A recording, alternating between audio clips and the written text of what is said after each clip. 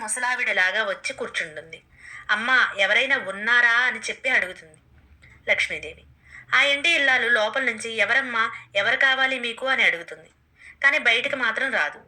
లక్ష్మీదేవికి వినిపిస్తుంది కానీ లోపల ఎవరూ కనిపించరు. ఎక్కడున్నావమ్మా నువ్వు అని అడుగుతుంది లక్ష్మీదేవి. ఆ ఇంటి ఇల్లాలు మాత్రం బయటికి రాదు.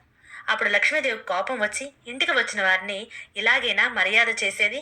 కనీసం వచ్చి ఎవరు ఏంటి అని కూడా అడగవా అని చెప్పి కోపంతో గట్టిగా అరుస్తుంది.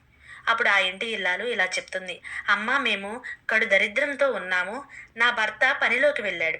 ఇంట్లో ఉన్న ఒక్క చీరను పంచలాగా కట్టుకొని ఆయన పనికి వెళ్ళాడు. నాకు కట్టుకోవడానికి బట్టలు లేవు.